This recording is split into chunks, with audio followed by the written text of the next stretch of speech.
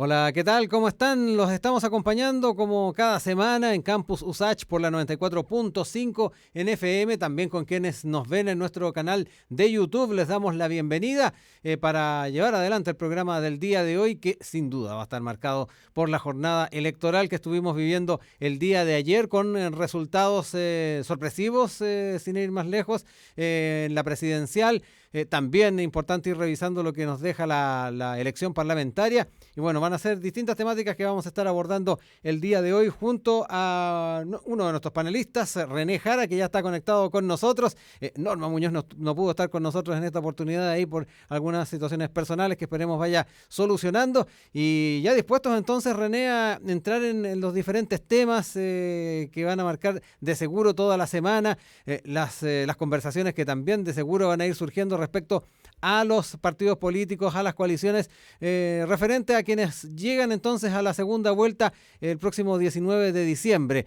José Antonio Cast, Gabriel Boric, los nombres entonces que van a estar en la papeleta para la segunda vuelta. ¿Cómo estás, René? Lo primero, saludarte y gracias por estar acá en Campus Usach. Hola Rodrigo, ¿cómo están? ¿Cómo están a nuestros auditores? Les mando saludos. Sí, de todas maneras, ahí con bastante atención yo creo de poder ir escuchando los análisis y las proyecciones que podamos entregarle a partir de los resultados que se dieron el día de ayer. Ya lo mencionábamos, vamos a partir sin duda hablando un poco de la presidencial, con números que ya están bastante avanzados de parte de los cómputos del CERVEL, con este 27,91% de José Antonio Cast y el 25,83% de Gabriel Boric para llegar ambos a la segunda vuelta, pero con números sorpresivos. Y yo creo que quien se llevó tal vez el apelativo de mayor sorpresa de este fin de semana fue Franco Parisi con su 12,8%, casi 900.000 votos que consiguió con bastante fuerza en regiones del norte, en la región de Tarapacá, la región de Antofagasta, el Partido de la Gente, por el cual era abanderado, también consiguió algunos parlamentarios. Sin duda, ahí va a ser importante ir revisando cuáles son los análisis que se hace respecto a un candidato que además ni siquiera estuvo haciendo campaña en terreno, estuvo en Estados Unidos, no pudo llegar ni siquiera a votar. Quedémonos entonces con ese escenario, René, de lo que fue la jornada de ayer. También ya hablaremos un poquito de las proyecciones para la segunda vuelta. Sí, bueno, podríamos partir hablando un poco de París, ¿no es cierto? Y Ujú. este meteórico ascenso, ¿no es cierto?, de París. Eh, que claro, el primer dato que es importante señalar es que las encuestas si bien acertaron, ¿no es cierto?, Ujú. con el resultado, ¿no es cierto?, de las dos primeras preferencias, en este caso Katz y Boric, ¿no es cierto?, y en ese orden, Ujú. no aceptaron en ningún caso la tercera plaza, ¿no es cierto? Y en ese sentido hubo una sorpresa, ¿no es cierto?, desde el punto de vista de cómo irrumpe este candidato, muy fuertemente con una votación muy fuerte en regiones, ¿no es cierto?, Sí. a propósito de algunos temas. Ahora, habría que decir, ¿no es cierto?, que si bien existe una sorpresa, también existen antecedentes, ¿no es cierto?, de que este fenómeno haya pasado Ujú. en elecciones presidenciales. Estoy pensando en el 20% de Marco Enrique Dominami, la primera vez que Sí. se presenta a una elección presidencial. Eh, Perdón, René, y además sí, en la elección del año 2014, 2013, también Franco Parisi tuvo un porcentaje bastante similar a este, del orden del 12%, ¿no? claro, y por lo tanto la sorpresa, aunque con una votación un poco más Sí. baja, en ese Ujú. sentido se ha ido Sí. consolidando. Y lo que me parece interesante, bueno, el fenómeno de su votación me parece explicable, pero al mismo tiempo una sorpresa en la medida que las encuestas no habían acertado, ¿no es cierto?, con dar el buen resultado que obtuvo finalmente. La posición también, en ese Ujú. sentido, hubo una diferencia de 13.000 votos, me Claro. parece, entre él y Sitch, ¿no es cierto?, que es un candidato apoyado por una coalición de partidos, en fin, y muy lejano ya de la votación que obtiene Jasna Proboste, que probablemente debe ser una de las mayores Mm. decepciones, ¿no es cierto?, Sí. de esta primera vuelta.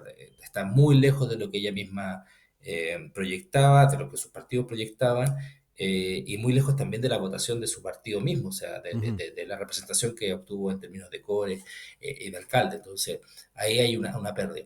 Eh, También es sorpresivo el 7% de Marco Enrique Ominami, me parece a mí, que ujú. dentro de ese escenario Se le daba el siete menos. por ciento se le da un 5%, sacó menos, o sea, sacó un poco más, ¿no es cierto?, que en la última eh, elección presidencial, ¿no es cierto?, en su primera vuelta, en su cuarto intento ya.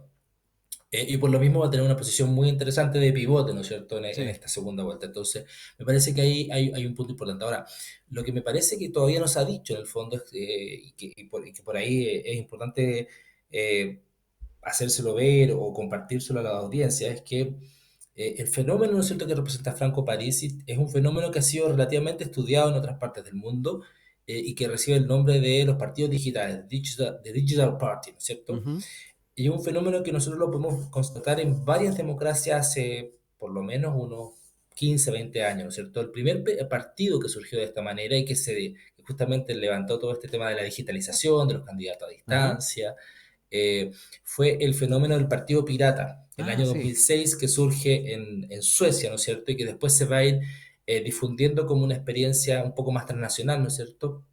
A toda la parte del norte de Europa, estoy pensando en Islandia también, en algunas partes, ¿no es cierto?, del partido del Reino Unido también, Ujú, y en otros países, ¿no es cierto?, en Dinamarca. En fin, entonces tuvo una presencia muy importante y esa experiencia, ¿no es cierto?, que es una experiencia que de alguna manera intenta innovar en términos de la democracia digital y cómo se toman las decisiones.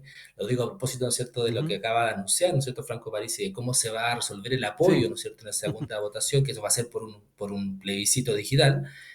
Bueno, eso forma parte de lo que sería como el abanico de posibilidades, ¿no es cierto?, que introducen estos nuevos movimientos, estos nuevos partidos políticos Sí.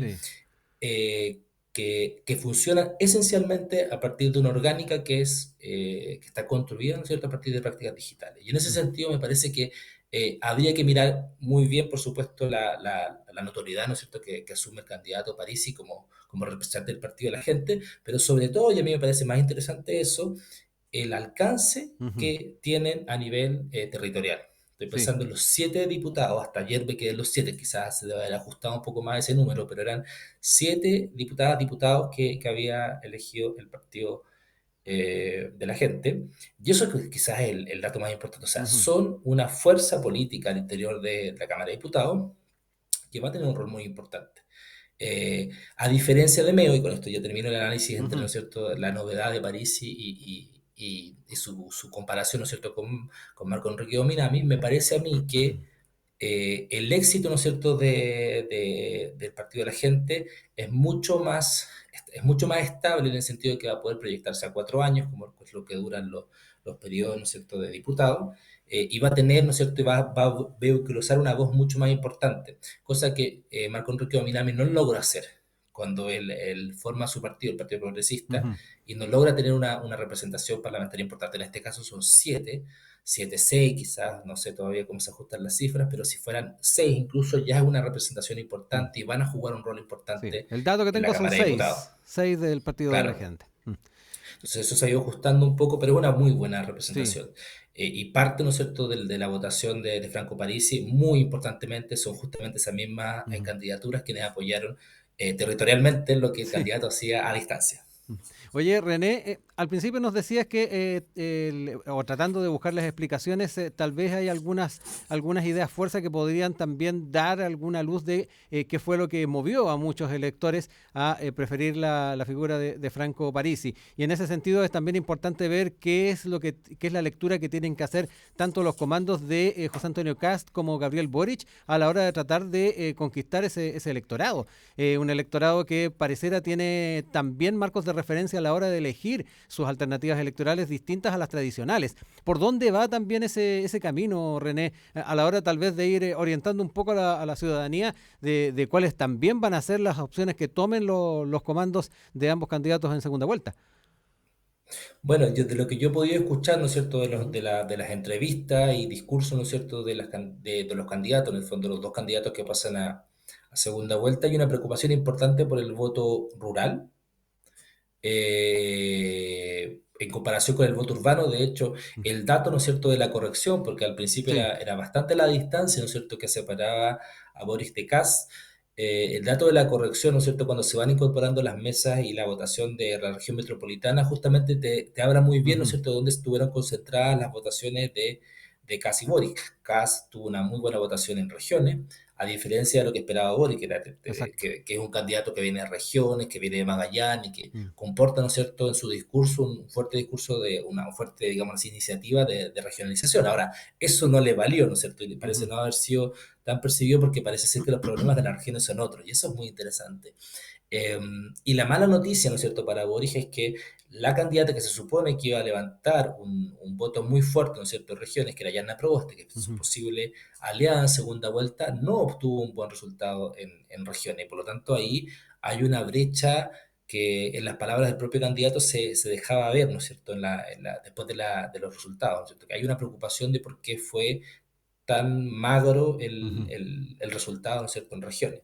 Y el otro clivaje que me parece importante que va a empezar a surgir es el tema del centro, de quién es el centro, de qué manera los candidatos abandonan, ¿no es cierto?, su núcleo identitario, en este caso Kast, ¿no es cierto?, ese pensamiento más conservador, más ligado quizá a la dictadura, o sea, tiene que de alguna manera escaparse de ese leitmotiv, ¿no es cierto?, que le achacan a Kast, y yo veo claramente que va en esa postura, hacia una centralización, ¿no es cierto?, de su discurso.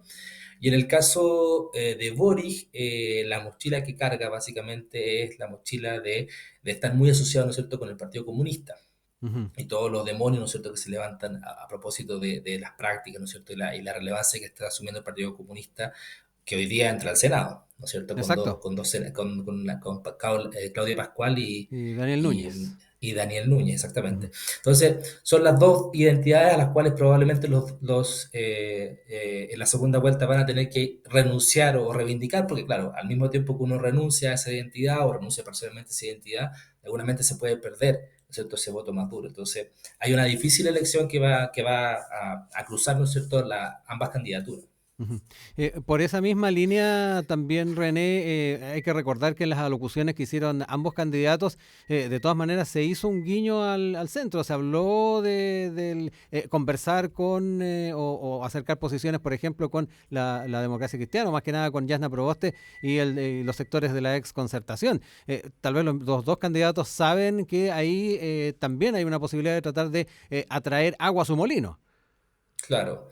Y ese es el límite, ¿no es cierto? Ese es el juego que tienen que de alguna manera desplegar. Por un lado, eh, intentar, ¿no es cierto?, reforzar su electorado, que son más duros, que son los Ujú. más fieles, los que adhieren con mayor fuerza, con mayor intensidad. Y por otro lado, intentar conquistar y extender, ¿no es cierto?, su campo, que es el juego típico de la segunda vuelta, hacia el centro, hacia los centros más concéntricos, los que están más pegados, ¿no es cierto?, a sus posturas. Yo creo que es una tarea no fácil, Sí. no porque no se puedan adherir, ¿no es cierto?, a los proyectos que ambas candidaturas plantean, sino que básicamente existe un bolsón que es de electores, un bolsón de alrededor de 900.000 votos, que es casi 1 millón, de electores que no sabemos necesariamente cómo se van a comportar y no Ujú. sabemos si van a participar de las elecciones en esta segunda vuelta, que pueden no ver un tema muy importante en quien asuma la presidencia en este caso. Entonces, si no lo ven como algo relevante, probablemente no se movilicen ese día. Entonces, Ujú. tendríamos que hacer una estimación, si es que tomamos el parangón ahora de cuánta gente votó en esta elección, que fueron 7 millones fracción, ¿no es cierto? Sí. Tendríamos que pensar que 900.000 personas no van a ir a votar, o una buena parte de esas personas no van a ir a votar, y por lo tanto la participación general, ¿no es cierto?, de la segunda vuelta podría estar alrededor de los 6,5 millones, Ya. 6,200,000 personas, 6,300,000 personas. Todo depende, ¿no es cierto?, de qué es lo que se despliegue en esta segundo momento de la campaña, ¿no es cierto?, que es una campaña cortita, 4 semanas. Sí. Estamos con René Jara en este Campus USACH de día lunes post elecciones que estuvimos viviendo el fin de semana. Vamos a ir con música, vamos a escuchar lo que nos trae LCD Sound System. La canción se llama I Can Change y ya estamos de vuelta con más Campus USACH.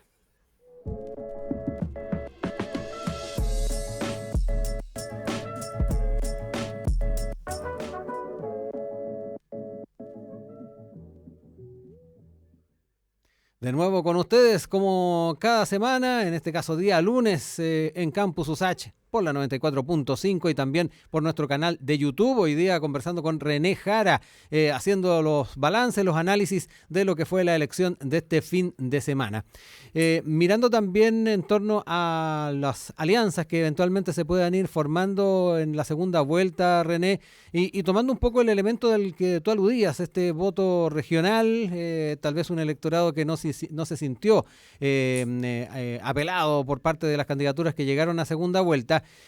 ¿Cuán importante crees tú es el contar, por ejemplo, con una maquinaria bien aceitada en lo que tiene que ver con campañas también a nivel regional, a nivel rural, como puede ser la ex concertación, la ex nueva mayoría, y también el trabajo que puede entregar partidos tradicionales como Renovación Nacional y la UDI a los candidatos que llegaron a la segunda vuelta? En el primer caso a Gabriel Boric y en el segundo caso a José Antonio Kast, en situaciones donde muchos de los dirigentes de particularmente los partidos como el Partido Socialista, del PPD, ya han señalado que van a estar apoyando a Gabriel Boric.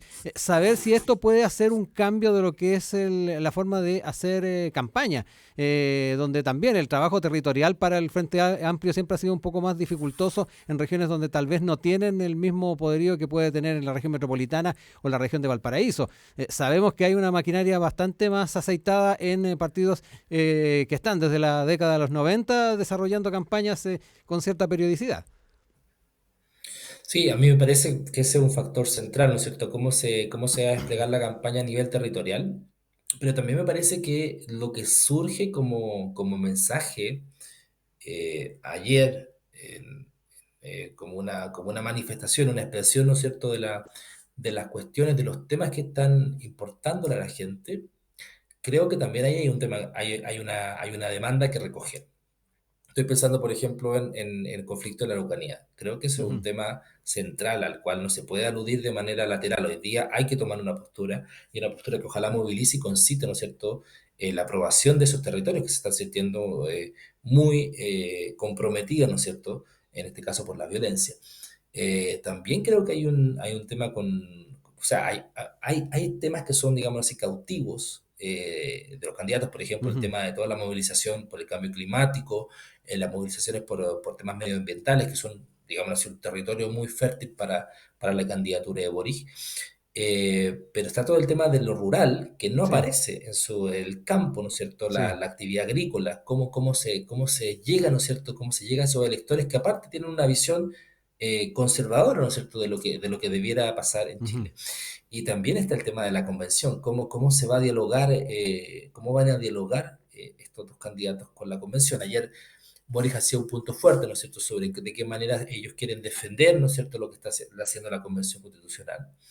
Eh, pero eso también implica, de alguna manera, asumir todo, ¿no es cierto?, los Uh-huh. puntos buenos y los puntos que han sido mal valorados por la ciudadanía. Entonces, de alguna manera también podría haber ahí una mutua influencia, ¿no es cierto?, de lo que pasa en la convención con lo que le va a pasar a la candidatura de Boris. Entonces, hay cuestiones que, digamos así, son temas, bueno, y la inmigración en el caso del norte, creo que Claro. en el caso de París y todo el discurso que él monta a propósito de la inmigración, que es un discurso bastante, digámoslo así, controversial, Uh-huh. también está importando mucho a la gente y sobre todo a las clases populares, que son justamente, y eso Uh-huh. está absolutamente estudiado, Rodrigo, Sí. que es justamente en las capas más populares donde afecta, ¿no es cierto?, donde hay un mayor miedo a la inmigración. Y eso tiene que ver con razones sociológicas, básicamente, que son la gente que tiene menos recursos, que tiene menos capital cultural, la que siente que de alguna manera la inmigración puede quitarle o restarle oportunidades, ¿no es cierto?, tanto a nivel de ayudas del Estado como también a Claro. nivel del ingreso o el acceso, ¿no es cierto?, al trabajo. Y es por eso también de que ese discurso, que es muy sensible en el caso de Antofagasta, cala muy hondo en, Uh-huh. en esa región. René, en el caso de la democracia cristiana, ya que aludías también a las zonas rurales, donde también el voto tal vez más conservador suele tener una mayor receptividad, el rol que pueda tener la democracia cristiana, por ejemplo, en ese sector del territorio, donde generalmente también solían tener buenos resultados, ¿crees que es relevante cuánto también se podría pedir por parte de la democracia cristiana a un eventual gobierno de Gabriel Boric, tomando en cuenta de que Carmen Frey dijo, esto no se trata de dar un cheque en blanco. Obviamente les preocupa la posibilidad de que llegue Kast al gobierno, pero tampoco es un cheque en blanco para el Frente Amplio y Apruebo Dignidad. ¿Cómo ves también el costo que puede tener para esa candidatura el ir incorporando el rol de la democracia cristiana, por ejemplo, en el trabajo territorial. Bueno, esa es una cuestión que van a tener que discutir los comandos, yo me Ujú. imagino, porque no, entiendo que tanto el PS, ¿no es cierto?, el Ujú. Partido Socialista, como el Partido por la Democracia Sí. Cristiana, dijeron que adherían a la candidatura sin ni mayor negociación, ¿no es cierto? Y en Ujú. ese sentido ya estarían formando de alguna manera parte de ese electorado al cual quiere conquistar Gabriel Boric. Pero en el caso, ¿no es cierto?, de la democracia cristiana, probablemente eso se dé con una mayor, con mayor condición, ¿no es cierto? Ahora, el tema está en que la votación que Sí. logra Yanna Proboste, Mm. evidentemente que no le da muchas Claro. márgenes para poder exigir, ¿no es cierto?, muchas Ujú. cosas. Y en ese sentido, las exigencias van a tener que ser acotadas y puntuales, ¿no es cierto?, a nivel programático por de Sí. pronto. Ahora, yo creo que Gabriel Boric lo va a hacer.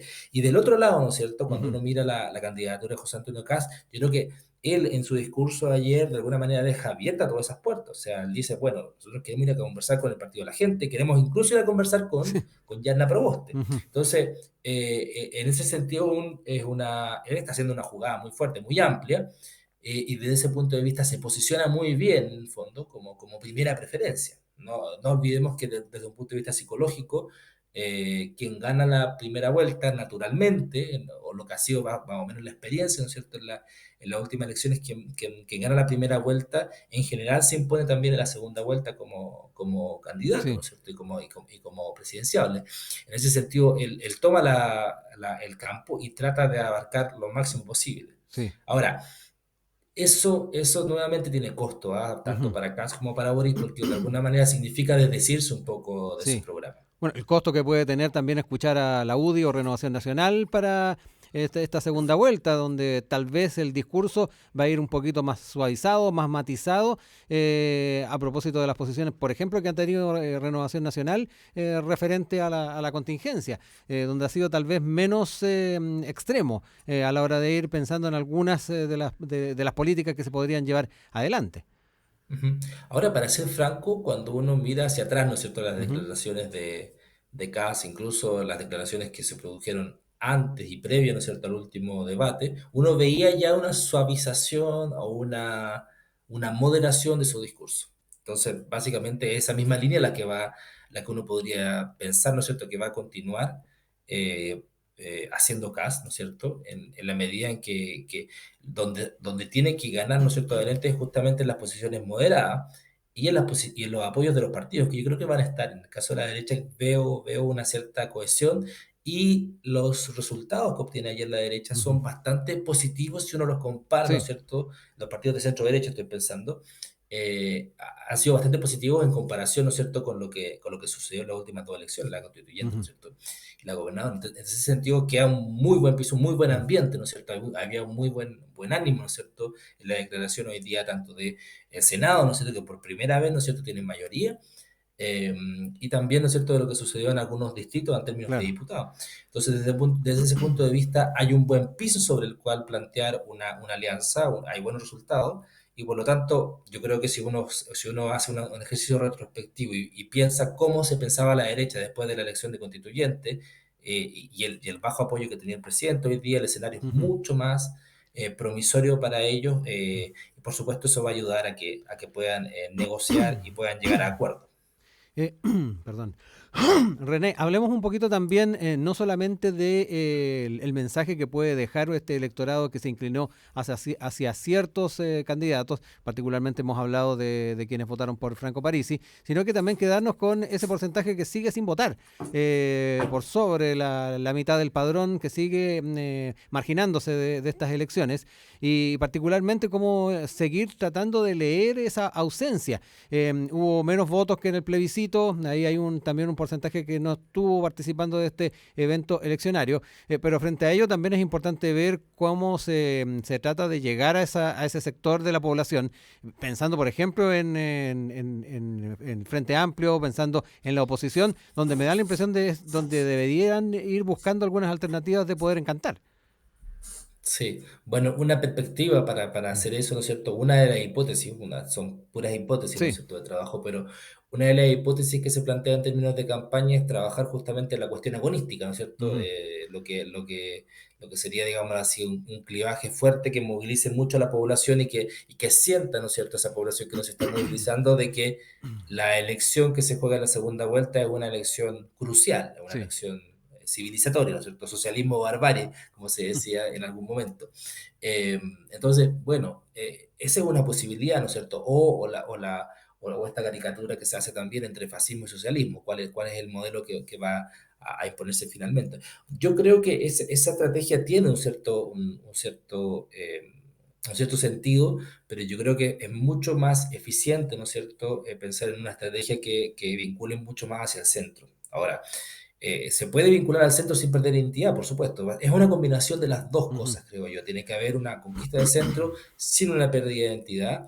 Y si se quiere, o sea, yo creo que, y esto es lo que voy a decir quizás es poco políticamente correcto, ¿Ya? pero creo que es mucho más caro es mucho más difícil, ¿no es cierto? Es mucho más complejo ir a movilizar a alguien que no vota regularmente Ujú. que convencer a alguien que vota regularmente. Y en ese Ya. sentido, no esperaría tanto que hubiera una gran movilización de ese no electorado, lo que sería absolutamente deseable, para llegar, no sé, a una votación de 8 millones de Sí. personas, eh, como si es mucho más fácil convencer a alguien que está indeciso y que ha votado regularmente en todas las elecciones. Entonces, probablemente esa sea la vereda más cercana, ¿no es cierto?, a la que vayan a apelar ambos candidatos. Estamos en Campus Usach de día lunes con René Jara hoy día haciendo los análisis de los cómputos, los resultados de la elección de este fin de semana. Hartas cosas ahí para ir comentando entonces a esta hora. Seguimos con música, vamos a seguir escuchando ahora lo que trae Gloop, Mi Destino, y estamos de regreso acá en el programa.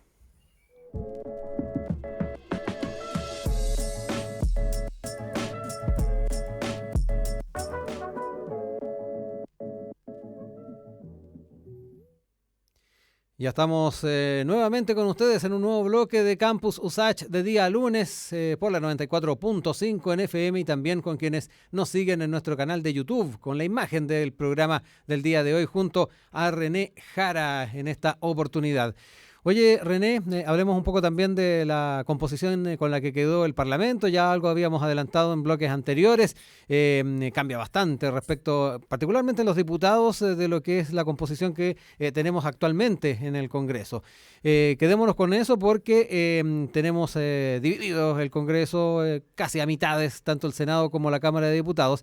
Y frente a ello es interesante ver cómo proyectas, cómo prospectas el escenario con el que se va a encontrar quien llegue a la moneda en el próximo periodo. Nos va a ser difícil el poder avanzar en algunas políticas públicas con un escenario de estas características, donde tenemos ahí dividido el Congreso y que duda cabe, vaya que es complicado llegar a estos consensos en una situación en donde también la polarización se ha estado llevando varios de los resultados de este fin de semana.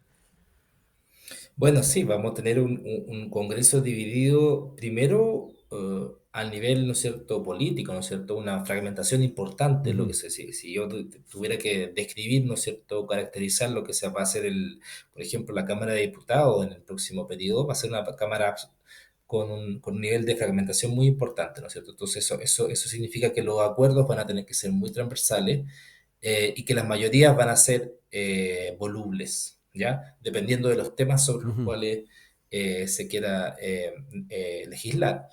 Eso en particular es importante para los proyectos que han estado muy corrientes, ¿no es cierto?, en el último tiempo, que son los proyectos que tienen un quórum o necesitan de un quórum calificado. Y en ese sentido, todo lo que tenga que ver, por Ujú. ejemplo, con leyes de retiro previsionales, en fin, se van a hacer más dificultosos porque Claro. va a haber que organizar muchísimo más las fuerzas. Eh, bueno, dividido, como les decía, y fragmentado al interior de la Cámara de Diputados y desalineado, ¿no es cierto?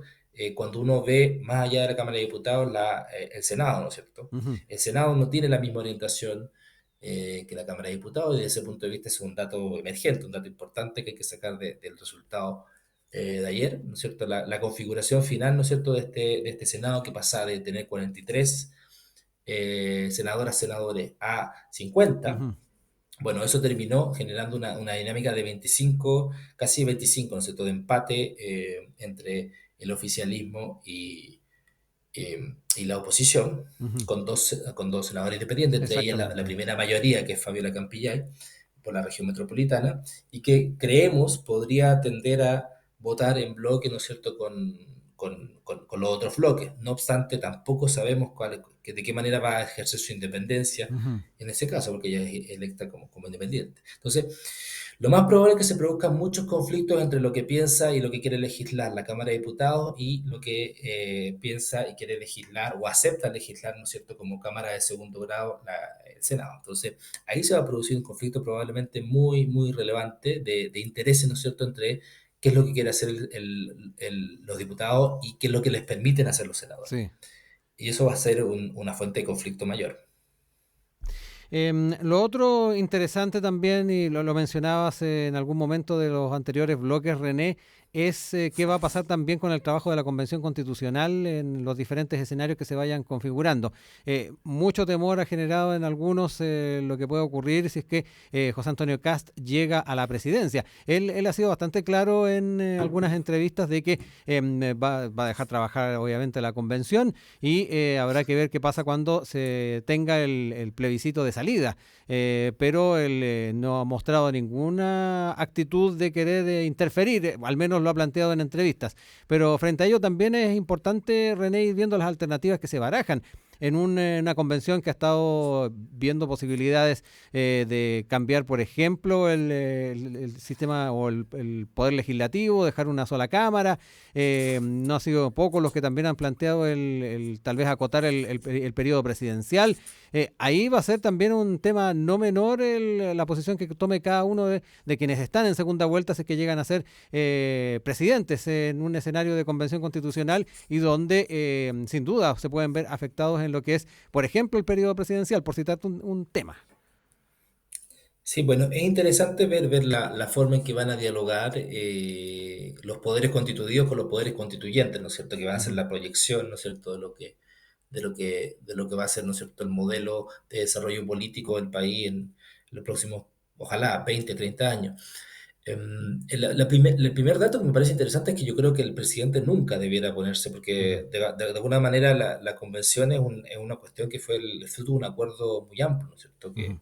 Que hace pocos días estábamos celebrando, justamente el acuerdo del 15 de noviembre. Sí. Y en ese sentido, no tengo dudas, y espero así que así sea, ojalá no, que quien salga electo presidente pueda apoyar fuertemente, ¿no es cierto?, la convención, la pueda apoyar desde un punto de vista institucional, sin necesariamente compartir lo que se está Ujú. discutiendo.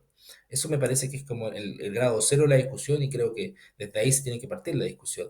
Ahora bien, hay que tomar en consideración también de que el valioso trabajo que realiza la constituyente necesita de una ratificación, Claro. ¿vale? De una ratificación y un plebiscito de salida, y hay que estar muy atento, ¿no es cierto?, cómo la ciudadanía, ¿no es cierto?, por lo mismo está leyendo el trabajo de la constituyente. Creo que llegó el momento justamente de hacer esa conexión profunda con lo que está pensando la gente. Ya pasamos el tema del reglamento, ya pasamos el tema de lo normativo, la constituyente ya está instalada. Ahora, bueno, vayamos a los territorios y veamos a partir, ¿no es cierto?, de los datos que nos entrega esta elección, por de pronto, cuáles son las preocupaciones que está teniendo la gente en términos de desarrollo económico, de crecimiento, de seguridad, ¿no es cierto?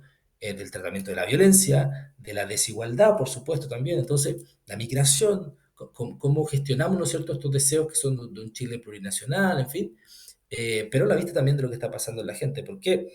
Porque lo peor que podría pasar en el fondo es que la constituyente se desconecte, ¿no es cierto?, de lo que está pasando, con lo que están pensando, digámoslo así, Claro. los electorados, y de alguna manera tengan un tropiezo mayor, ¿no es cierto?, en, en el plebiscito de salida.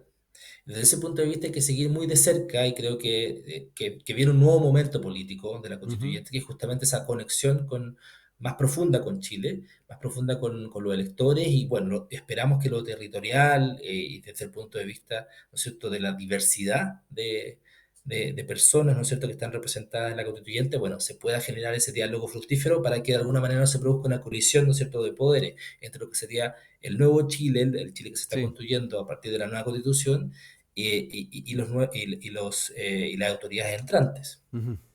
Ahí me quedo también con algo que se ha visto bastante en las reacciones de algún sector de la ciudadanía, lo que se ha observado también en redes sociales, René, respecto a las características de los resultados que se dieron el fin de semana y lo que de alguna manera encarnó el estallido social y las posteriores elecciones que han habido, particularmente también lo que se vio reflejado en la elección de los convencionales.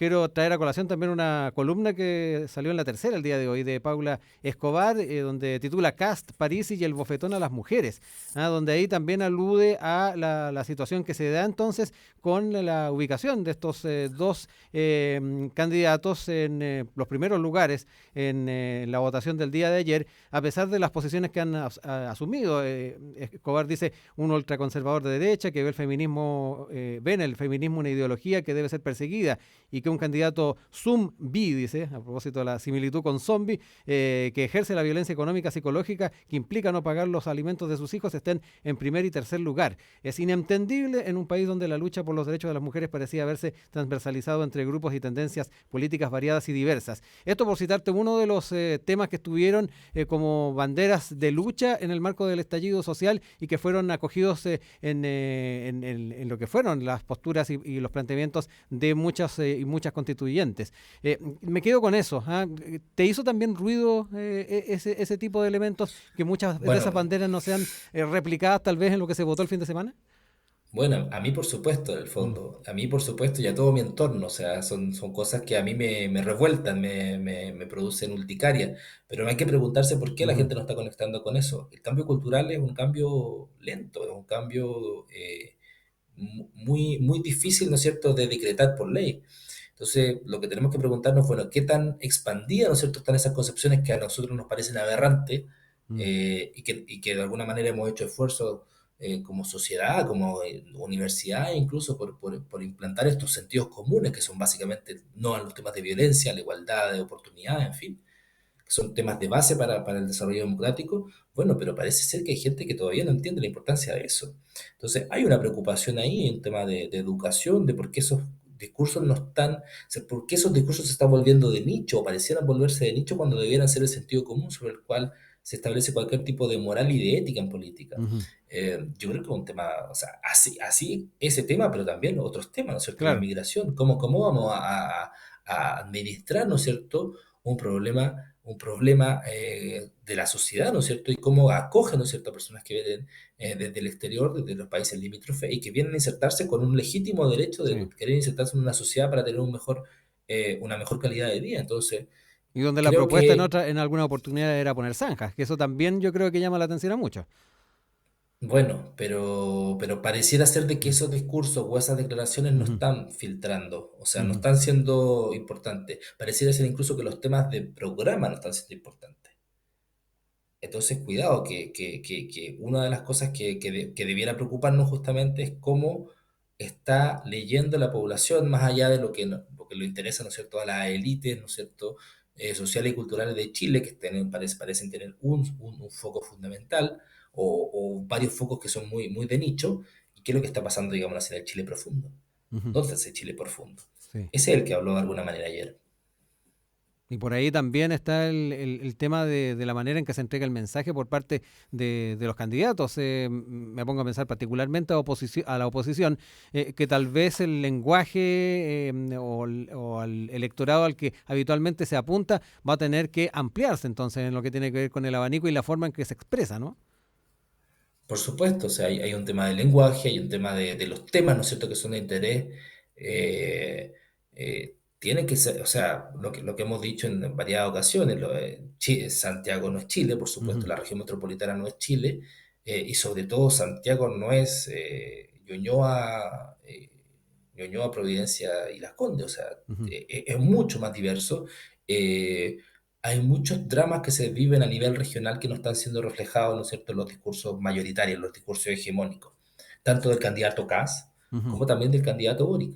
Creo que hay muchos espacios vacíos que hay que ir a conquistar y que es bueno que haya que ir a conquistar, porque son espacios que no tienen visibilidad en los Sí. medios de comunicación, son espacios que no tienen visibilidad, ¿no es cierto?, incluso en la narrativa, ¿no es cierto?, en Ujú. las películas, en el cine que se hace, en el arte. Sí. Entonces, bueno, vamos descubriendo Chile, vamos descubriendo el Chile real que tiene deseos que quizás no cansan, digamos así, con el modelo de Chile que estamos construyendo. Bueno, habrá Mm. que ir a reciclar, a recoger, ¿no es cierto?, eso y a pensar en el fondo cómo se procesan esas demandas.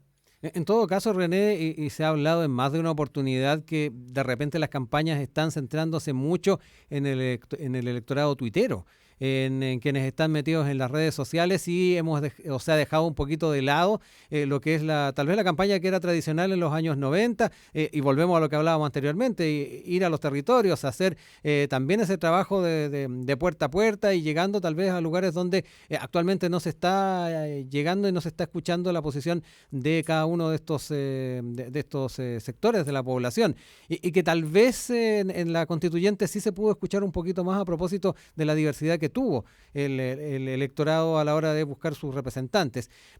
¿Cómo ves también eso, el tal vez dejar un poquito de lado la política de tuitera o de redes sociales?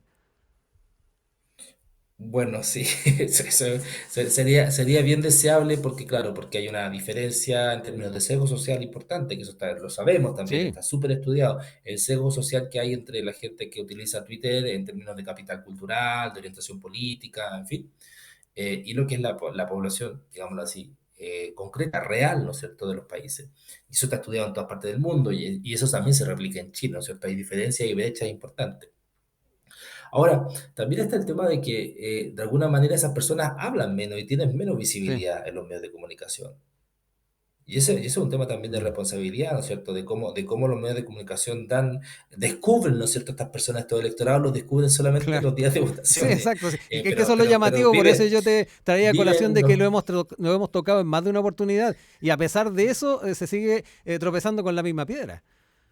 Sí, porque no tiene yo creo que los medios de comunicación y en general el sistema informativo no tiene la capacidad de Mm. procesar esas diferencias. Ese es el desafío que tenemos también, como cuando sale de regionalización no se está hablando simplemente de instituciones, sino que cómo recogemos esas voces y esas preocupaciones que están viniendo desde diferentes territorios y que no logran tener Sí, cabida, ¿no es cierto?, en el espacio más institucional de los medios de comunicación y las formas de representación. Ya hablaba no solo de los medios de comunicación, claro. están las plataformas, pero también, ¿no es cierto?, en el cine, en el arte, en los deportes, por de pronto. A varios deportistas, ¿no es cierto?, también ahí parece que fueron herederos de los nombres, ¿no es cierto?, de sus padres. Entonces, de alguna manera hay ahí un proyecto que no se recoge, que es más diverso de lo que se presenta ahora como oferta política y que debiera, al menos en estas 4 semanas, obligar a que el diseño de campaña se hiciera, digamos Mm. así, desde otra perspectiva, desde una perspectiva más desde abajo y menos desde Twitter, que digamos así, mirar como en Sí, un, como en una especie de como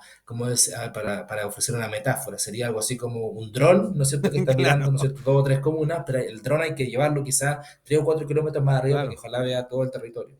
Sí. Y de repente la potencia del dron tampoco daba para eso. De ahí de ir Sí, diversificando las formas de llegar.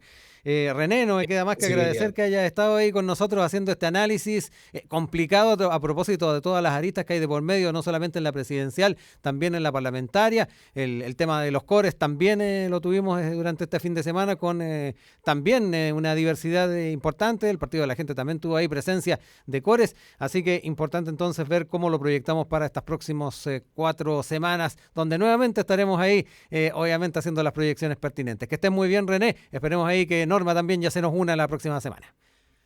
Un gusto, Rodrigo, que esté muy bien. Chao, chao. Nosotros ya cerramos entonces este Campus USACH, agradeciendo como siempre la sintonía de todos y todos que han estado, todas y todos que han estado con nosotros en la 94.5 y también en nuestro canal de YouTube. Nos vamos con la música de Band of Horses, la canción se llama The Funeral y estamos de vuelta en un próximo Campus USACH. Que estén muy bien.